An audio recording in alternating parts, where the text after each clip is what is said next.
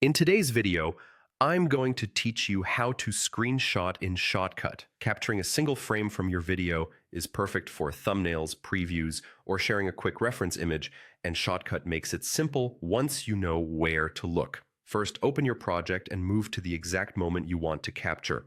Scrub along the timeline and watch the preview window until you land on the precise frame. If you need accuracy, pause the video and use the arrow keys to nudge one frame at a time. Zooming in on the timeline can also help you place the playhead right where you want it.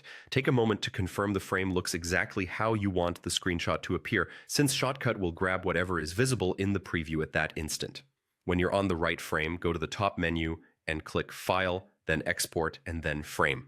This command tells Shotcut to export just the currently displayed frame as an image. You'll see a save window open so you can decide where the screenshot should go.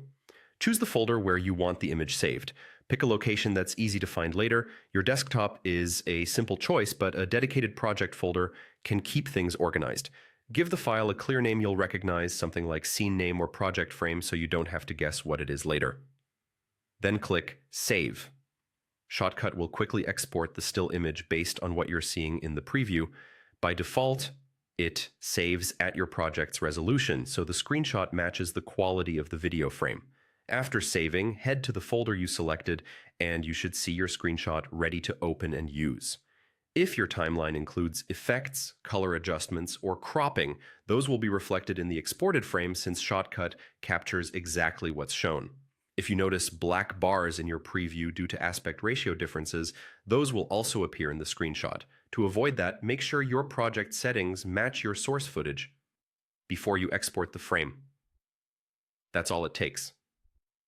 Move to the frame you want, go to File, Export, Frame, choose your folder, name the file, and save. It's fast, consistent, and ideal for creating clean stills from any point in your video. If you found this helpful, leave a comment, hit like, subscribe to the channel, and tap the notification bell so you don't miss the next tutorial. Thanks for watching, and I'll see you in the next one.